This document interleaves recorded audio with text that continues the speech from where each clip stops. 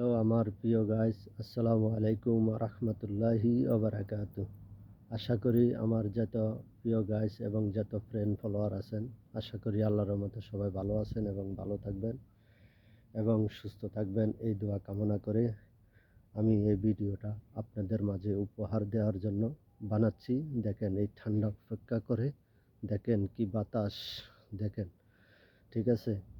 তাই এই ঠান্ডার মধ্যে ঠান্ডা অপেক্ষা করে আমি আপনাদেরকে একটা ভিডিও উপহার দেওয়ার জন্য 3 মিনিট প্লাস একটা ভিডিও বানানোর জন্য আমি আপনাদের মাঝে কিছু আলোচনা করব। যে আমরা সবাই মানুষকে চিনতে হবে, মানুষকে জানতে হবে, আমরা মানুষের দ্বারে যেতে হবে, মানুষ আমাদের দ্বারে আসতে হবে না, আমরা মানুষের কাছে যেতে হবে।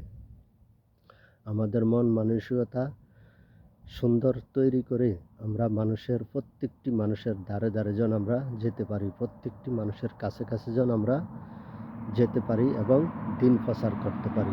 দিন প্রচার মানে আল্লাহর হুকুম প্রচার করা, আল্লাহর হুকুম প্রচার করা মানে রসুলের আদর্শ মানা, রসুলের আদর্শ মানা মানে কোরআন সুন্না মানা। তাই আমরা সবাই এই কাজগুলা করব। সবাই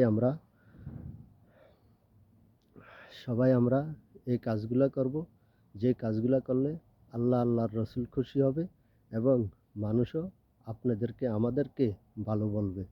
সেই কাজগুলোই আমরা করব।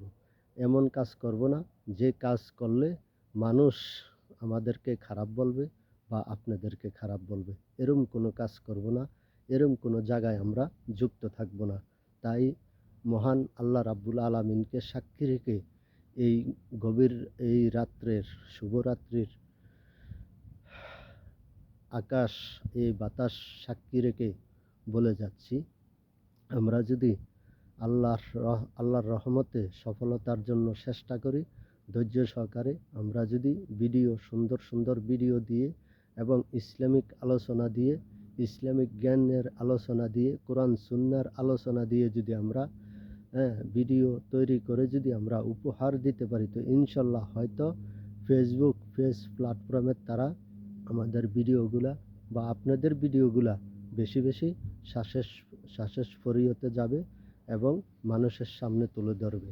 আমাদেরটা যাবে না যাবে সেটা একমাত্র আল্লাহ জানেন আর মানুষে জানেন আর ফেসবুক পেজের মামারা জানেন। তাই এই জন্য সকলের প্রতি কৃতজ্ঞ। আপনারা অন্যের ভিডিও বেশি বেশি দেখবেন, লাইক কমেন্ট দিবেন এবং আমিও আপনাদের ভিডিও বেশি বেশি দেখার জন্য চেষ্টা করি। তাই সবাই ধৈর্য সহকারে এগিয়ে যাবেন, ইনশাল্লাহ আল্লাহ একদিন সবাইকে সফলতা দান করবে। সবাই ভালো থাকবেন, সুস্থ থাকবেন, আল্লাহ হাফেজ।